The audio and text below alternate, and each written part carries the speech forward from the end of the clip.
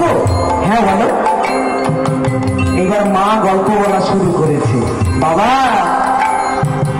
এক যে ছিল রাজা দশরথ, ছিল 4 পুত্র, রামচন্দ্র পত্নী সীতা, ছিল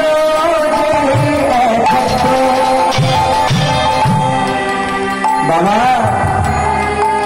ত্রেতা যুগে একজন রাজা ছিল যার নাম দশরথ, তার আবার 4টে ছেলে। লক্ষ্য করুন, মায়ের কাছে মামার বাড়ির গল্প বললে খাটে? হ্যাঁ খাটে কি? মায়ের কোলে যে ছেলেটা শুয়ে আছে, মা জানে আমার ছেলে, কিন্তু আমরা তো সবাই জানি এই ছেলেটা কে? সাক্ষাৎ ভোলানাথ। কি বা তার অজানা? যেই না এই রামচন্দ্রের গল্প বলা শুরু করেছে, ছেলেটা বলছে, মা আর কোনো গল্প পেলে না?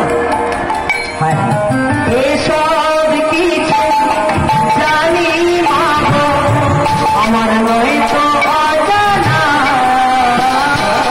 এসব কিছু জানি মা, নয় তো অজানা।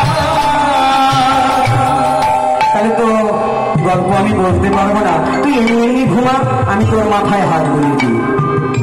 আমার সোনা চাঁদের ঘনা, ভুবনে তুলনা রে,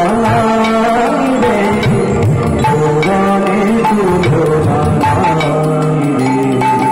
আয় ঘুম যায় ঘুম, আয় ঘুম, আয় ঘুম যায় ঘুম, সোনা ভুবনে, আয় ঘুম যায় ঘুম, আয় ঘুম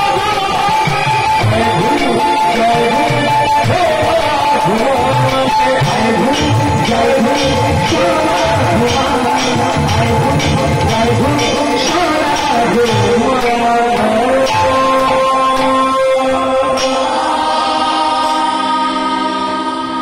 ছেলেকে ঘুম পাড়াতে পাড়াতে মা নিজেই ঘুমিয়ে পড়ল। গভীর রাত,